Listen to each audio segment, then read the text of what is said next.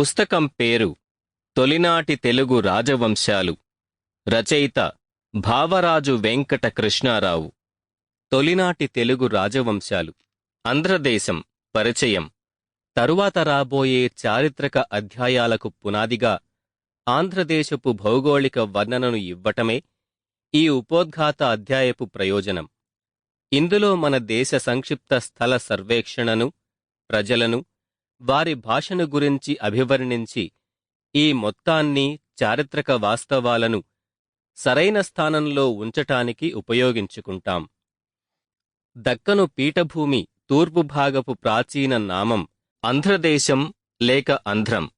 దక్కను ఉపరితలం బాలాఘాట్ పర్వత పాదం నుండి అజంతా కనుమల వరకు వ్యాపించిన ద్విగుణ పర్వత శ్రేణినే దేశ భాషలో మలై అంటారు. ఆధునిక వాడకంలో అవే తూర్పు కనుమలు. అవి సముద్ర తీరం వరకు వ్యాపించి ఉన్నాయి. ఆంధ్ర భూభాగానికి పశ్చిమాన మంజీరా నది, తూర్పున తూర్పు కనుమలు సరిహద్దులు. తూర్పు కనుమలకు సముద్ర తీరానికి మధ్య సారవంతమైన పల్లపు భూమి ఉంది. గోదావరి, కృష్ణా డెల్టాలు, వాటిలో నుండి ప్రవహించే ఇతర పెద్ద నదులు దీన్ని సంపద్వంతం చేస్తున్నాయి. అలా ఆంధ్రదేశపు భూగోళం చాలా సరళమైన రూపం కలిగి ఉంటుంది. అందులో ఈశాన్యం నుండి నైరుతికి సాగే సుదీర్ఘ పర్వత శ్రేణులున్నాయి. వాటి నడుమ అక్కడక్కడా కొంత అంతరాయం ఉంటుంది. దేశాన్ని రెండు భిన్న ప్రాంతాలుగా విడగొడుతూ ఉంటాయి. అవి పశ్చిమాన ఉన్న పీఠభూమి ప్రాంతం, తూర్పున ఉన్న తీరభూమి. ఆంధ్రదేశం నదుల భూమి. ఇందులో నదులు వాయువ్యం నుండి ఆగ్నేయంగా ప్రవహించి బంగాళాఖాతంలో కలుస్తాయి. వాటిల్లో ప్రముఖమైనవి ఉత్తరాన ప్రవహించే గోదావరి, దక్షిణాన ప్రవహించే కృష్ణానది. ఈ గొప్ప నదుల ప్రవాహం పశ్చిమ కనుమల్లోని తమ మూలాల నుండి చాలా వరకు నేరుగా పారి పీఠభూమి తూర్పువాలుకు దిగుతాయి. తూర్పు కనుమల అంతరాల గుండా, తీరభూముల గుండా సముద్రానికి ప్రవహిస్తాయి. సారవంతమైన డెల్టాలుగా అంతమవుతాయి. గోదావరికి మొదటి పెద్ద ఉపనది మంజీరా.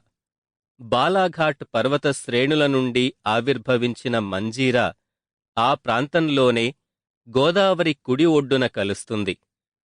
గోదావరి ఆగ్నేయ దిశగా మారిన చోట ఎడమవైపు నుండి మరొక ఉపనది ప్రాణహిత కలుస్తుంది.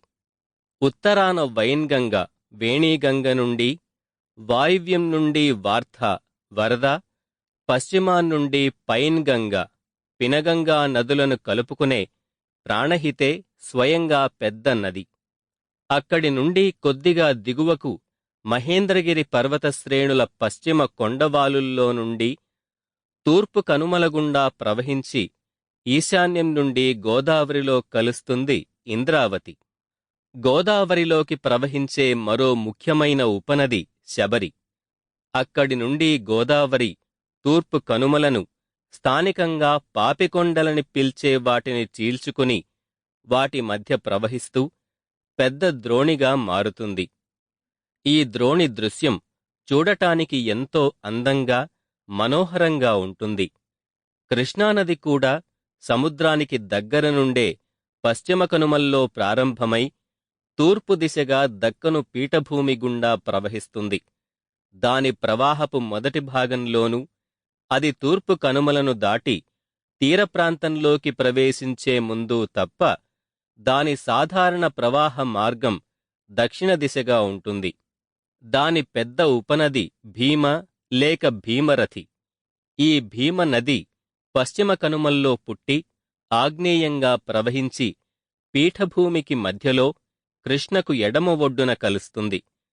మరింత దిగువకు మైసూరు ఎగువ భూముల ఉత్తరపు వాలులను ఊడ్చుకుంటూ కృష్ణకు కుడి ఒడ్డున కలిసే మరింత పెద్ద ఉపనది తుంగభద్ర.